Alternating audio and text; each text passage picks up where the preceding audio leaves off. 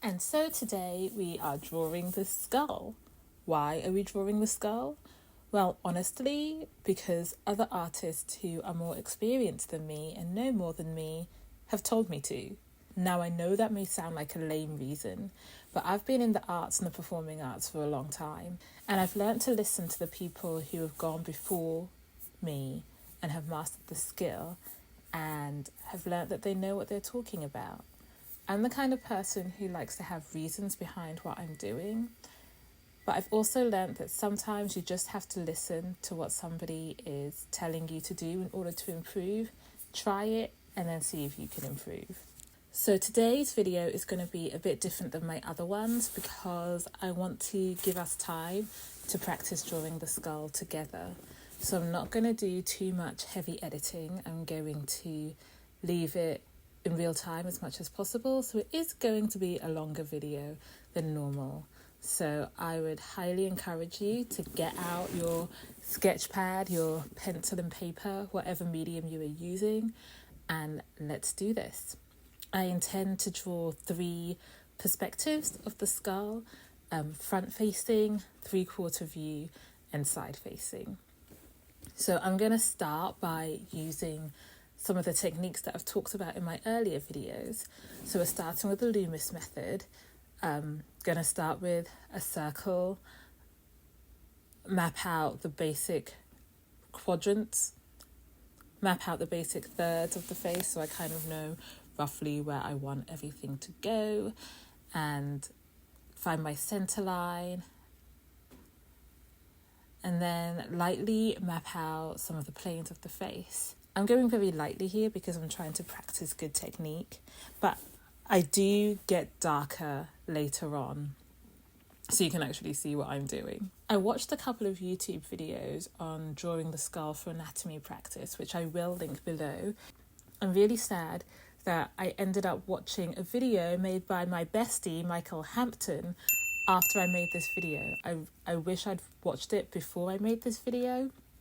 Turns out Michael Hampton has a course on proco.com.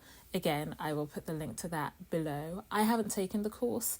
I have a habit of buying courses and not completing them. So I'm going to try and complete the courses that I've already bought and registered to. So if anybody does take that course, please let me know how it is. Let me know if you recommend it, and I will give it a whirl. But one of the things that the video I've listed below talked about, and that Michael Hampton talks about, is using this anatomy study to map out the large shapes of the skull, so you can kind of get familiar with those large shapes, and they can help to inform your portraits later on when you start to put the wrapping of the muscles and the skin on top of it to make it into a fully functioning human. So that's kind of what I'm trying to do with this study. I'm trying not to go into too many details too soon. I've kind of mapped out the overall shape of the skull. I'm going in for the larger shapes that are obvious to the eye, such as the eye sockets or the orbitals, I believe they're called, and the hole where your nose goes. So mapping out the bone on top, which is the nasal bone, and just kind of mapping out that face, and then trying to get an idea of where the maxilla, the jaw, the mandible, I'm trying to get an idea of where the mandible, the jawline is going to be, where I'm going to try and map out my teeth.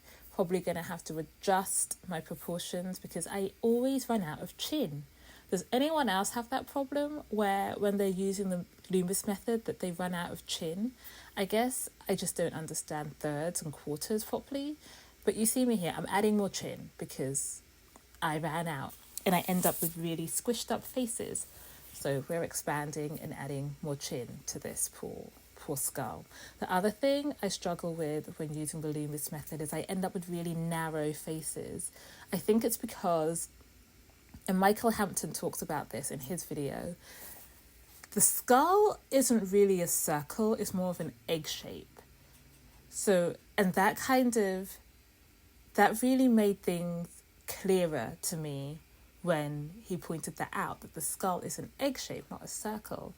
So I think from now on, when I'm incorporating the Loomis method, I need to incorporate it with more of an egg shape than a circle, and then that might give me more width, so I don't end up with these super narrow faces. I don't know how that's going to help me figure out the chin, but we fix one thing at a time.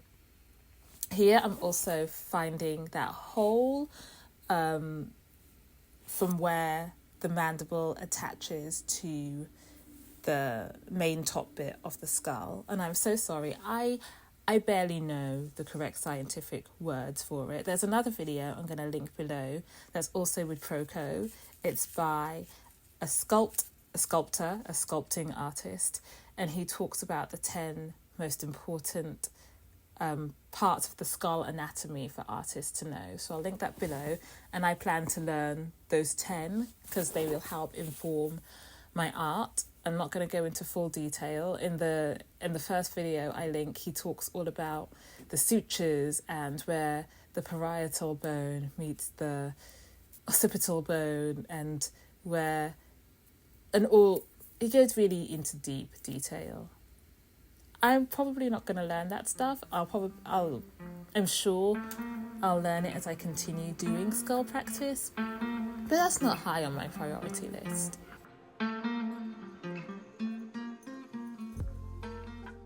This is actually my first time drawing a human skull. I remember in year 4 art class, which I believe is 3rd grade in America, we were learning about still life, and the teachers would have us draw fruit bowls. Our teacher never had us draw skulls. It would have been a fake skull, I'm sure. But we would look at portraits of famous still life artists who would draw skulls. And I always wondered about that. I always wondered why artists have a reputation for being into the macabre.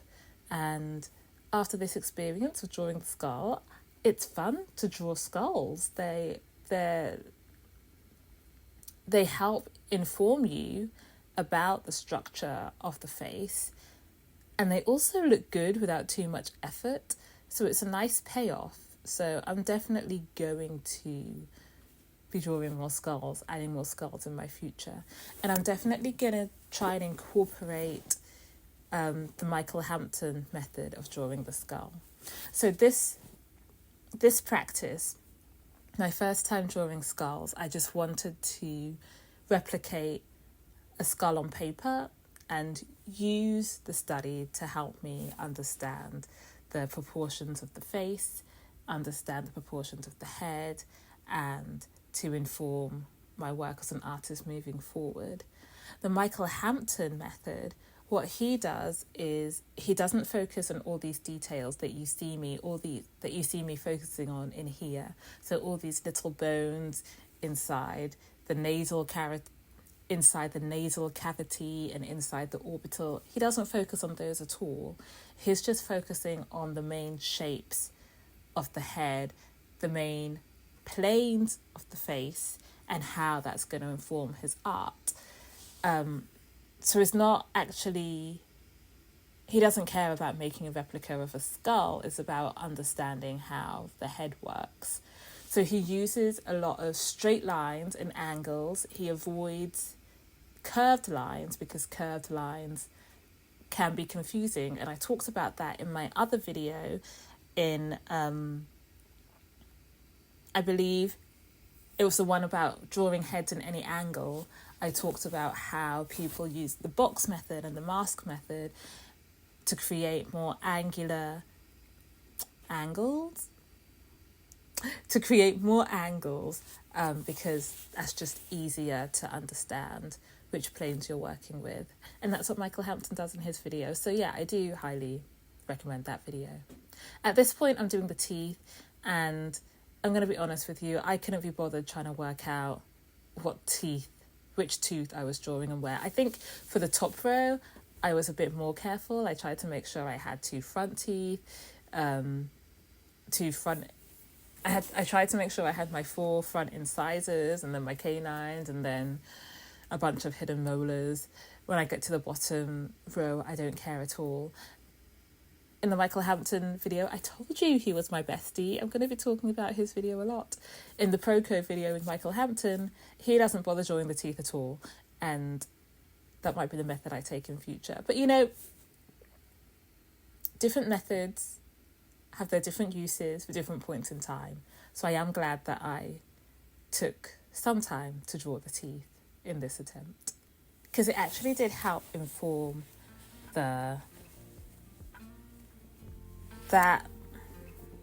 what do you call it? The fact that the jaw is curved. It did help inform that ball of the mouth and help to really demonstrate to me how curved the mouth is. And that's something that I will take moving forward in drawing lips in my portraits. And I try to be very light and sparse and careful with the shading. I didn't want to add too much shading, but just enough to show holes and depth.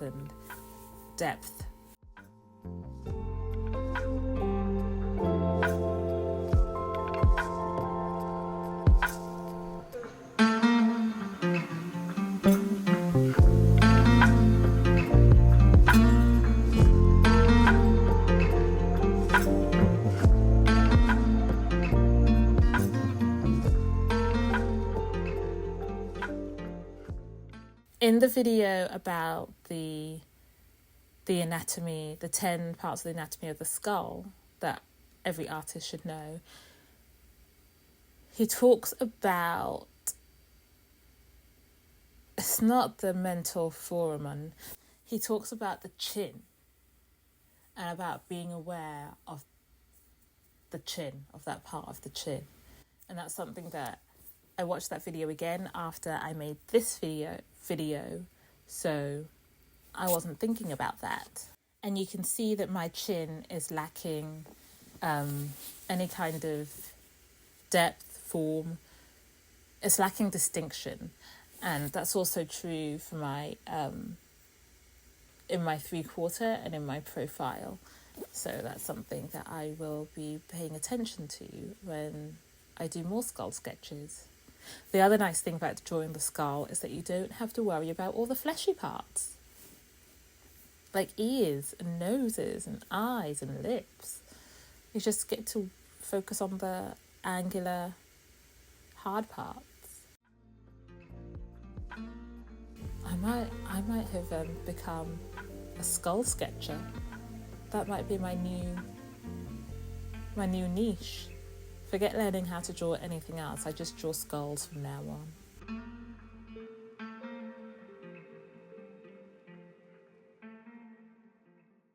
Okay, I'm going to stop rambling and see if I can find some calming music to play while we continue our frontward sketch. And maybe I'll come back and chat to you again once we head over to the 3/4.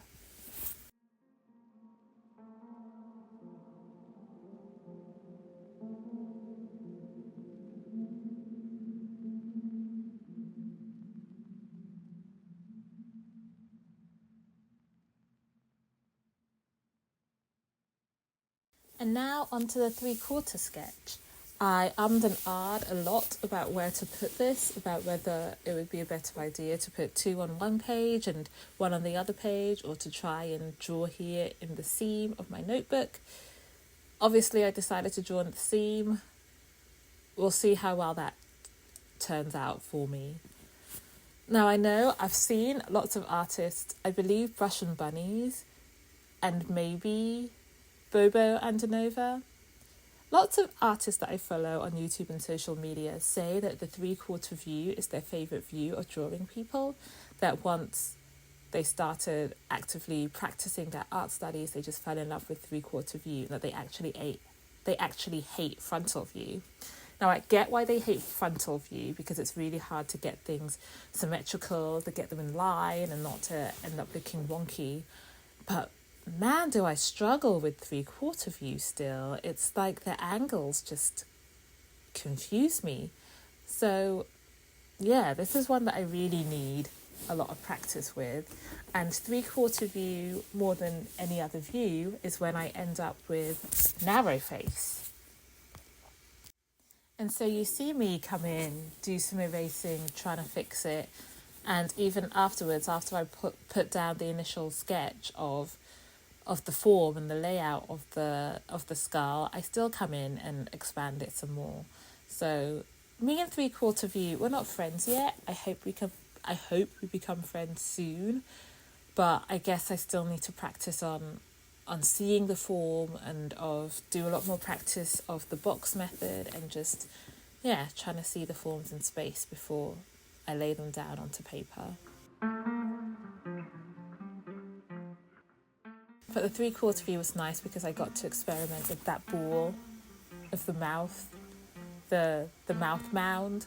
I really need to learn what that's called because I'm pretty sure it's not called that. I will add it in editing afterwards.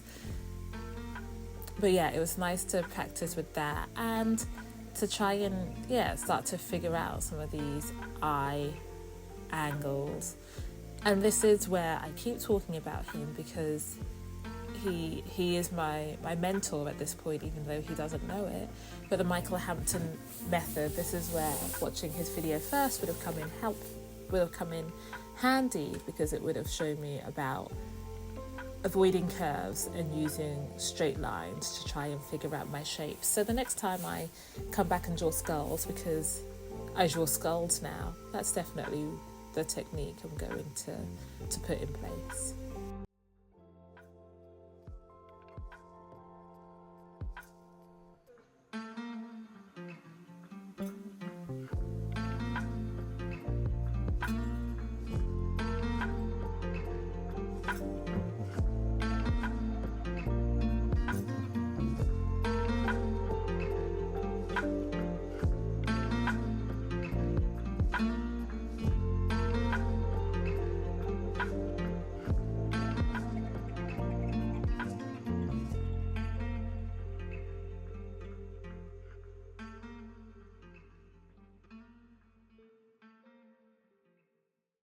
I definitely gave up on drawing the teeth when it came to the 3/4 view. That I decided that wasn't my portion. Not today. The front view was hard enough. The 3/4 view, I know I gave up. The side view, I fully gave up, even though that is arguably the easiest view to draw of the head. But there we go. We don't always make good choices in life, and that's why it's called a sketchbook, because this is where we practice. One thing I have noticed in my art practice more is how loosely I started holding this pencil or the pen that I'm sketching with. I remember when I first started coming back to art a couple of years ago, I would grip the pencil so tight and really had very little understanding of doing light sketches, of making light marks on the paper. And of course it's because you're so honed in trying to make the piece as perfect as possible. And lots of artists will talk about keeping the sketch loose and free. And I do find that when I'm bringing in the darker marks that I start to lose some of that looseness and some of that freedom. And so that's something to work on with my inking and finishing off with pictures, that it does suddenly get really tight. So when you're sketching, try to hold the pencil loosely, try to let the pencil work with your brain to decide where it's going on the paper and not demand and force the pencil to go where you want it to go. It's a partnership. You're not a dictator. You're in a democracy where you and the pencil are working together to create beautiful art. I will say that although I definitely did give up on the teeth here, there was a freedom and a delight in drawing teeth, because I never draw teeth. Because have you ever noticed that if you draw teeth on a portrait, the person ends up looking really toothy and like a skull? So it was so nice to be able to draw teeth because I was actually drawing a skull, and to have that experience of drawing little squares on the paper. I never knew that drawing teeth would bring me so much joy, but it did. So if you draw a skull for any reason, do it just to get the opportunity to draw teeth.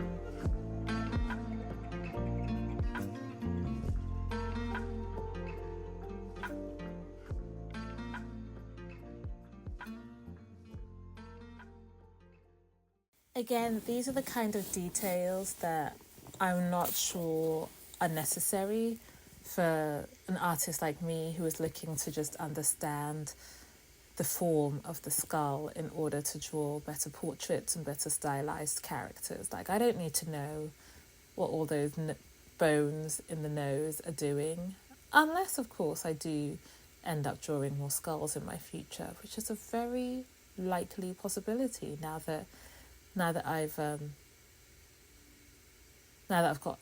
gotten the taste for it. But yeah, in future, I think when doing skull studies, I'm not going to bother about all those little tiny holes. It's just going to be that one big hole for the nose cavity. It's probably going to look more like a trapezium than anything, and we're going to be done with it. Of course, there are 100 million different ways to make art, which means that there are at least as many different ways to teach art and at least as many different ways to practice. Ultimately, you have to find what works for you and do what works for you. Don't just do what somebody else is doing because it looks cool or because they said so, even though that's exactly why I'm drawing skulls right now. There are going to be some universal tools that work for everyone, but you also have to find your way of you also have to find your own way of utilizing those tools so that they work best for you. So if it does work for you to draw all the intricate details of the skull because it is something that you're interested in and it is something that's going to inform your work in the future, or if you plan on doing sculpturing and it's something that you're going to need because you're going to need all these bones and muscles to attach to and the like, then do it. My way isn't the only way. Michael Hampton may be my god, but he's not everybody's god. And you never know until you try.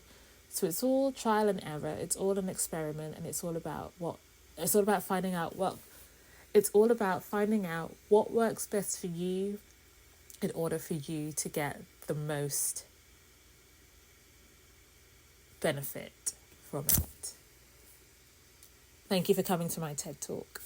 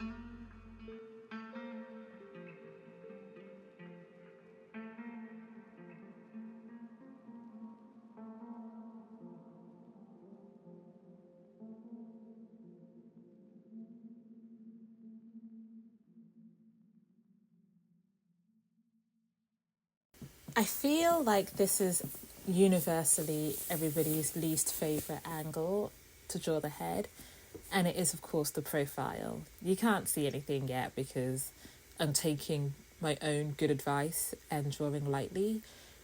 But yeah, the profile. She's not a fun angle to draw, and yet we must all learn to draw her. So here's a tip that I learned from my sculpture guy, whose video is in the description below. The angle from the front of the face to the chin is a cute angle, and the angle from the beginning of the mandible of the jawbone to the chin is an obtuse angle. If you don't know what that means, it means that the angle from where the mandible connects to the skull and then goes into the chin, that should be bigger than 90 degrees. And then the angle from the front of the face to the chin, that should be smaller than 90 degrees. And that's a good little tip of getting that angle right. How to get the rest of the profile right, I have no tips for you, but at least you've got that tip, so don't say I never gave you anything. Again, one part I did like about drawing the profile view is that I got to do that mouth mound again. That might be my favourite part of the skull. But yeah, that was fun to draw. Not much else in the profile view was fun to draw. This is the third one. I was starting to get fatigue. It's late at night. I was thinking about my bed. I was just trying to get some art practice done because I've been told that it's good to draw several times a week to practice. We're trying to get in our 10,000 hours to become masters at this thing. But yeah, I'm not a fan of the profile. If you are a fan of the profile, put it in the comments and tell me why. Convince me why profile is king. So far, it is not my king. And you'll see here that my angles are all wrong because I watched the sculpture video after I made this video. So my jawbone is looking more like a right angle. It shouldn't. It should look like an obtuse angle. So the next time I do this, it's going to be more obtuse because this is a work in progress. Practice makes progress, not perfection. Now we know better, we will do better. We can only do the best we can. The other thing you have to think about when drawing the profile view, which is something that trips me up and I think has still trips me up here, is that the head is huge. I'm looking at, full disclosure, I'm looking at a breakdown of the parts of the head on Google, and the parietal bone, which is that big bone that makes up part of that back of your skull, that is huge and it goes out really far, and it goes out further than what I've drawn in this sketch, and that always trips me up, how big the head is. And I see that trips up a lot of beginner artists like myself in proportions, and that's the same thing with the 3/4 view. The head should be bigger than what it's showing in the 3/4 view. So don't be like me. Don't draw a tiny parietal bone. It's bigger than that. We've got a lot of brain to fit in here.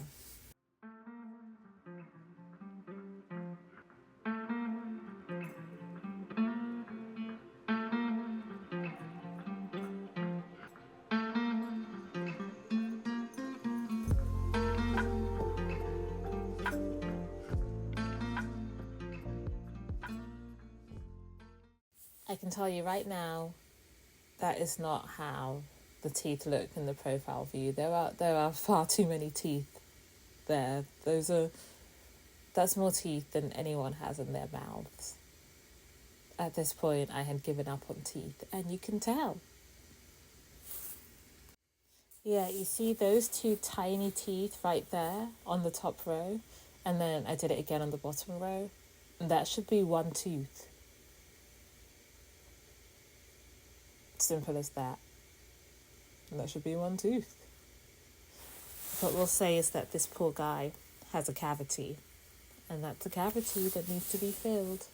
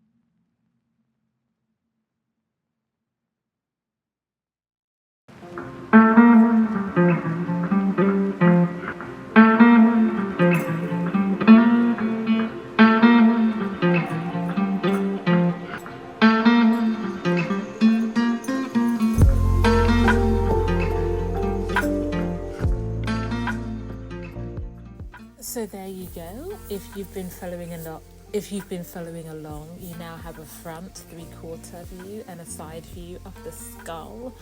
I do highly recommend all the videos listed below, especially the Michael Hampton one. It will really help inform your study of the skulls in the future. Thanks for sticking around for this longer video, for drawing with me. I will see you next time when we are going to start looking at the eye. No, not that eye, regular old human eyes. Alright, see you next time. Goodbye.